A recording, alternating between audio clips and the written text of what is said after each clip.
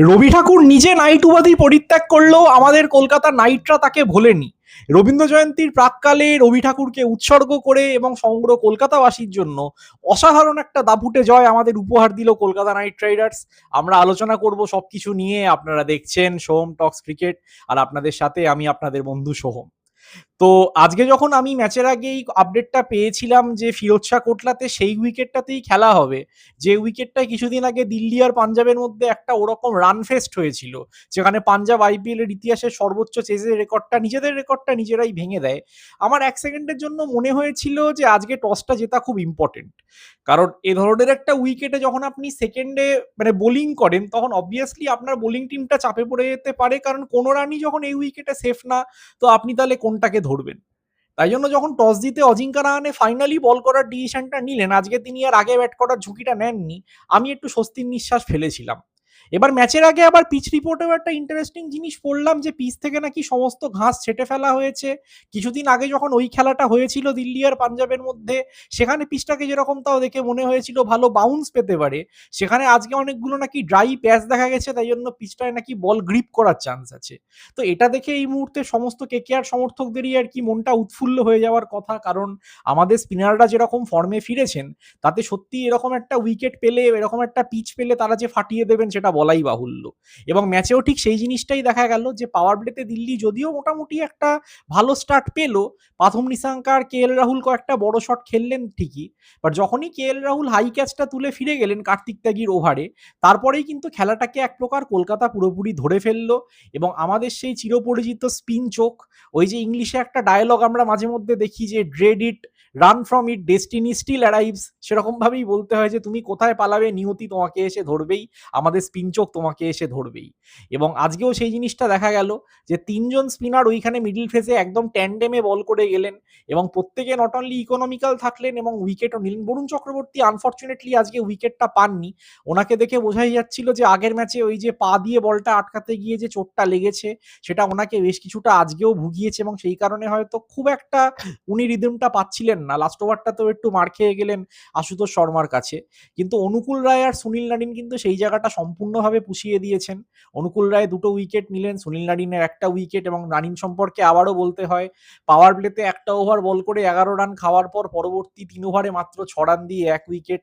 এই মানুষটার সঙ্গে কলকাতার একটা লাইফ টাইম কন্ট্রাক্ট করা উচিত যে বস তুমি আমৃত্যু খেলে যাও, তুমি আমৃত্যু জাস্ট আসবে, হুইল চেয়ার থেকে নামবে, হাতে লাঠি নিয়ে হলো 4টে ওভার বল করে যাও। কারণ এরকম দক্ষতার সঙ্গে যদি কেউ এখনো এই বয়সে এরকম কাজ করে যেতে পারে, আমার মনে হয় না তাদের ক্ষেত্রে বয়সটা ফ্যাক্টর হওয়া উচিত। তারা যতদিন চাইবে ততদিন যেন খেলতে পারে। নাইট রাইডার্স ম্যানেজমেন্টকে আমার অনুরোধ যে নারিনকে জোর করে রাসেলের মতো করে বানপ্রস্থে কিন্তু পাঠাবেন না। তো এনিওয়েজ, একটু বেশি ইমোশনাল হয়ে পড়ছি আর কি এরকম একটা পারফরমেন্স দেখার পর। তিনজন স্পিনারের কম্বাইন্ড স্ট্যাটিস্টিক্স হচ্ছে 12 ওভারে 76 রানে 3 উইকেট। তো এটা যদি আপনার স্পিনাররা আপনাকে সেরকম একটা উইকেটে দেন, যে উইকেটে কিছুদিন আগে একটা এরকম ডান্ডা পেটা হয়েছে, তখন তো ম্যাচে সত্যিই আর কিছু বাকি থাকে না। লাস্টের দিকে আশুতোষ শর্মা কয়েকটা বড় শট খেলার চেষ্টা করলেন ঠিকই, কিন্তু তা সত্ত্বেও রানটা কিন্তু আলটিমেটলি গিয়ে সেই আপনার 143তেই আটকে গেল। এবং দিল্লির ওই যে ব্যাটিং কোলাপসটা নিয়ে আমরা আলোচনা করি, প্রত্যেক দিনই দিল্লির কোথাও না কোথাও গিয়ে ব্যাটিংয়ে একটা ধস নামছে, প্রপার কোয়ালিটি স্পিনের এগেনস্টে তারা আটকে পড়ছে, সেটা কিন্তু সত্যিই দেখতে খুব কষ্টকর লাগছে। কারণ আজকেও 49 ফর নো লস থেকে 89 ফর 5 যখন হয়ে গেল, এবং যে প্লেয়াররা ওখানে আউট হলেন, তাদেরকে কিন্তু সত্যি আমরা আইপিএলে দেখেছি অন্যান্য টিমের হয়ে একটা বড় ইনিংস খেলতে, বা এরকম কঠিন পরিস্থিতি থেকে বহু ম্যাচ তারা ইনফ্যাক্ট দিল্লিকেও জিতিয়েছে। নীতিশ রানা বলুন, ক্রিস্টান স্টাবস বলুন, কোথাও না কোথাও গিয়ে কিন্তু মনে হচ্ছে দিল্লির সমস্ত প্ল্যানিং ঘেটে গেছে। আর দিল্লি নিয়ে এই জিনিসটা হবে এটা আমি বেশ কিছুদিন আগেই বলেছিলাম, কারণ ওরকম দুটো ভয়ানক মোরাল শ্যাটারিং ম্যাচ হারা মানসিকভাবে আপনাকে পুরোপুরি ভেঙে দিতে পারে। যে একদিন আপনি 265 ডিফেন্ড করতে পারেননি বল হাতে, তো আরেকদিন আপনার ব্যাটিং 8 রানে 6 উইকেট হয়ে গেছিল পাওয়ার প্লের মধ্যে, সেখান থেকে ফিরে আসা সত্যি দুষ্কর হয়ে যায়। দিল্লি দাবাদে হয়তো 1-8টা ম্যাচ জিতেওছে, কিন্তু আলটিমেটলি কিন্তু বোঝা যাচ্ছে যে খুব বাজেভাবে টিমটা ছড়িয়ে গেছে। এবং আজকেও আমি ওদের টিমটা দেখছিলাম যে কোনো একটা দুর্বোধ্য কারণে কুলদীপ যাদবকে বাইরে রেখে নেমেছিল, আর ব্যাটিং কোলাপসটা যেভাবে হলো, এক সেকেন্ডের জন্য ভয় পাচ্ছিলাম যে আবারও হয়তো ওদেরকে ইম্প্যাক্ট প্লেয়ারটাকে ইউজ করে ফেলতে হবে, আর ইউজ করে ফেললে ওরা আবারও হয়তো কুলদীপকে নামাতে পারবে না, কারণ ইম্প্যাক্ট প্লেয়ার হিসাবে হয়তো করুণ নায়ার বা সেরকম কোনো ব্যাটসম্যানকেই নামাতো।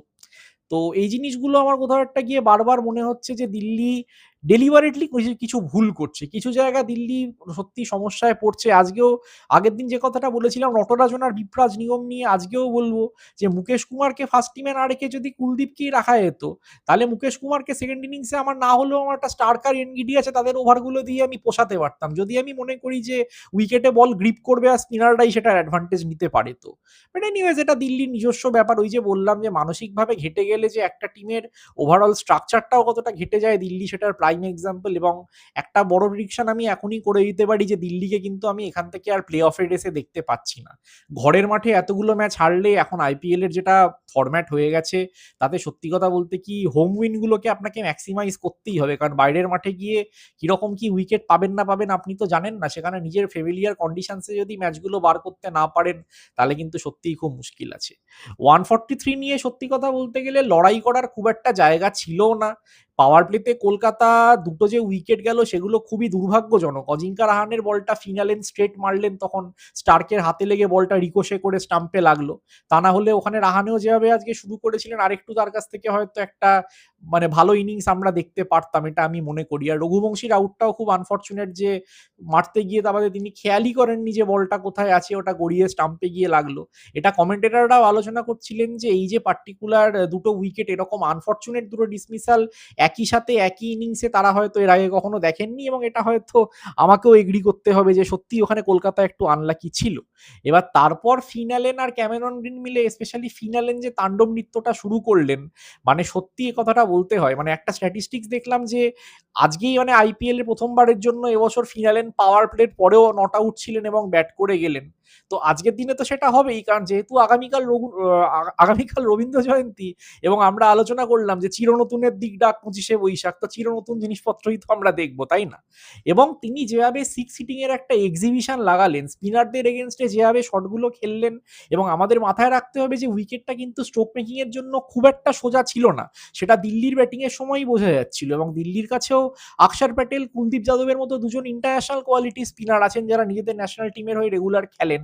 তো সেখানে তাদেরকে অ্যালেন যেভাবে অ্যাটাকটা করলেন তাতে সত্যিই মানে একবারের জন্য কিন্তু মনে হচ্ছিল যে বস সেই যেন নিউজিল্যান্ডের অ্যালেনকেই দেখছি যাকে আমরা টি-20 ওয়ার্ল্ড কাপে দেখলাম। এবং টি-20 ওয়ার্ল্ড কাপের ওই যে সেঞ্চুরিটা তিনি সাউথ আফ্রিকার সঙ্গে করেছিলেন তার সাথে আজকে একটা মানে একটা খুব সাদৃশ্যও দেখা গেল যে আজকেও কিন্তু রানটা খুবই কম ছিল, এবং সেখানে দাঁড়িয়ে একটা সময় তিনি সেঞ্চুরির যখন ধারে কাছে পৌঁছে গেলেন তখনই ছয়গুলো মারা শুরু করলেন। তখন আমরা ক্যালকুলেট করছিলাম যে রানটা কমে আসছে, এদিকে সেঞ্চুরির জন্য কত রান বাকি। 94-এ যখন ছিলেন ওই বলটা ঠিক করে কানেক্ট করতে পারলেন না, মাত্র একটা রান হলো। তখন তা বাদে আমরা এটা আলোচনা করছিলাম যে আচ্ছা তাহলে ক্যামেরন গ্রিনকে 1 রান দিয়ে ফিন অ্যালেনকে স্ট্রাইকটা দিতে হবে, তাহলে আর 2 রান বাকি থাকবে, তখন যদি তিনি 6 মেরে সেঞ্চুরিটা করে নিতে পারেন। এবং তিনি এক্স্যাক্টলি সেটাই করলেন।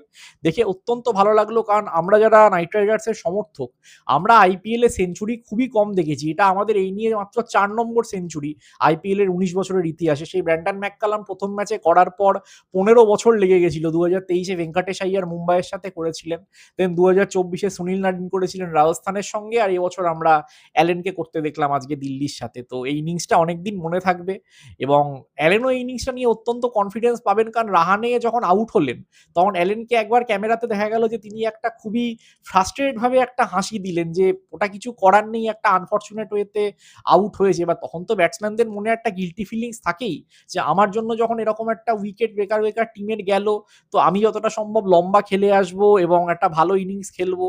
আর সেটাই কিন্তু তিনি করা এনশিওর করছিলেন যে মাঝখানের ফেজটাতে বড় শট খেলার পাশাপাশিও 1-2 নিয়ে তিনি স্কোরবোর্ডটাকে সচল রাখছিলেন।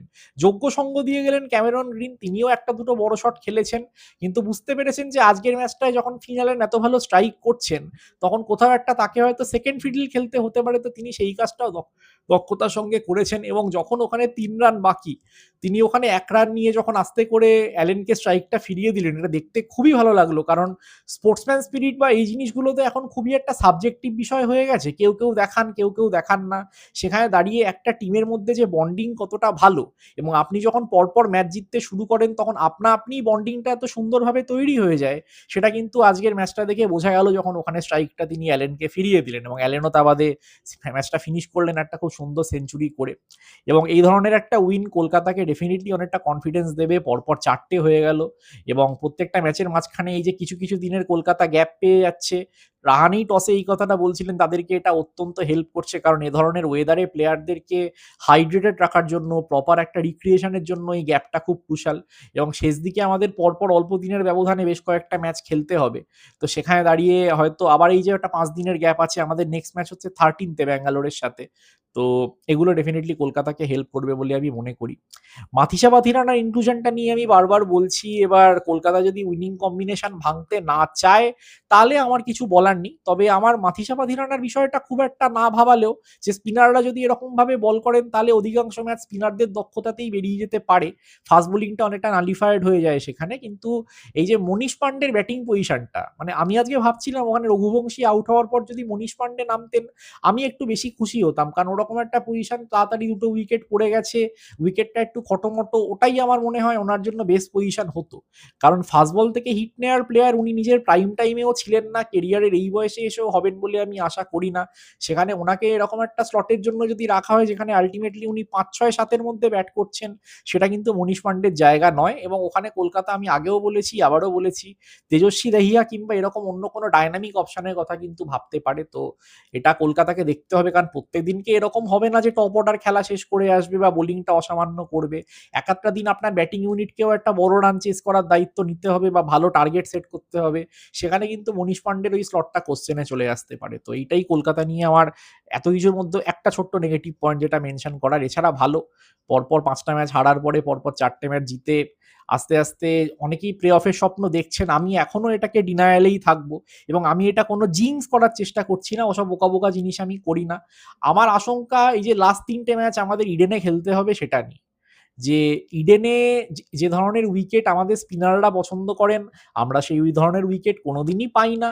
এবং সেখানে দাঁড়িয়ে এই যে ইডেনে প্রায় 1 মাসের কাছাকাছি খেলা হয়নি, রাজ্য জুড়ে যখন ইলেকশন চলছিল বলে আমাদের সমস্ত অ্যাওয়ে ম্যাচগুলো হচ্ছিল। তার মানে উইকেটগুলো ডেফিনেটলি আরো ফ্রেশ থাকার কথা, এবং আরো সেখানে আর কি মানে উইকেটটা পাটা হওয়ার কথা। তো ওইখানে দাঁড়িয়ে ডেফিনেটলি সেই ম্যাচগুলো আমাদের বোলিংটা আমাদের কতটা সার্ভিস দিতে পারবে, আর ব্যাটিংটা আমাদের কতটা বিশাল নিজেদের প্রত্যেকটা প্লেয়ার ইমপ্রুভ করবে, এটা নিয়ে আমার মনে একটা প্রশ্ন থেকেই যাচ্ছে। তাই প্লে অফটা নিয়ে আমি এখনো ডাউটফুল। আমি ভুল প্রমাণিত হলে অত্যন্ত খুশি হব, নিজের দল জিতুক, তাতে আমি ভুল প্রমাণিত হই, আমার কোনো দুঃখ নেই। আর নিজেকে বিশাল বড় ক্রিকেট বিশেষজ্ঞ বলে প্রমাণ করতে চাইও না। আমি এখানে আপনাদের সঙ্গে গল্প করতেই আসি একজন সাধারণ দর্শক হিসেবে, সেটাই যেন হয় এটা আশা করব। তবে আপাতত একটা একটা ম্যাচ ধরেই এগোনো উচিত। পরের দিন ব্যাঙ্গালোরের সঙ্গে ডেফিনেটলি একটা বড় চ্যালেঞ্জ হতে চলেছে। রায়পুরের মাঠে খেলা, সেখানে উইকেট কিরকম থাকবে আমরা এখনো জানি না। তো হোপ ফর দ্য বেস্ট, আমি এটাই বলবো। আপাতত এই 5 দিনের রেস্টটাকে কাজে লাগানো উচিত। বরুণের ইঞ্জুরিটা আশা করব এর মধ্যে আরেকটু সেরে উঠবে, কারণ ওনার এই লাস্টের দিকটাতে যেরকম ভাবে রিদমে ফিরেছেন, ওনার এই সেম রিদমে বল করে যাওয়াটা খুব Kushal. And as per as Delhi is concern, যেটা আমি বললাম, আমি এখান থেকে তাদেরকে আর প্লে অফে দেখতে পাচ্ছি না, কারণ দলটাকে মানসিকভাবেই সম্পূর্ণ বিধ্বস্ত মনে হচ্ছে। তো সেই হচ্ছে ব্যাপার। এনিওয়েজ, আপনারা কমেন্টে জানান যে আজকের ম্যাচটা নিয়ে আপনাদের কি মতামত। সত্যিই কি আমার আশঙ্কা ভুল করে, আমাকে ভুল প্রমাণিত করে কলকাতা প্লে অফ খেলতে পারবে, বা এখান থেকে কি সত্যি আমরা একটা উইনিং স্ট্রিকে যেতে পারবো, যেমনটা আমরা 2014 কিংবা 2021 করে দেখিয়েছিলাম, সেরকম একটা অসাধ্য সাধন কি হতে চলেছে, নাকি সত্যি মানে আবারও সেই তীরে এসে তরিডোবার মতো একটা পরিস্থিতি হবে। আর দিল্লির ক্ষেত্রেও আপনাদের কি মতামত, যে আমি যে কথাটা বললাম যে আমি তাদের প্লে অফে দেখতে পাচ্ছি না, আপনারাও কি সহমত? কমেন্টে আপনাদের এই ইয়েটার অপেক্ষায় থাকবো, ওপিনিয়নের অপেক্ষায় থাকবো। আর কি, like, share and subscribe, notification বেলটা অন করে নেবেন। আপনারা দেখছিলেন সোহম টক্স ক্রিকেট, প্রত্যেকটা শট যেখানে একটা গল্প বলে। Till then, take care of yourselves people. আপনাদের সঙ্গে আবার দেখা হবে পরবর্তী ভিডিওতে। সবাইকে রবীন্দ্র জয়ন্তীর আগাম শুভেচ্ছা। সবাই ভালো থাকবেন। শুভরাত্রি অ্যান্ড পিস।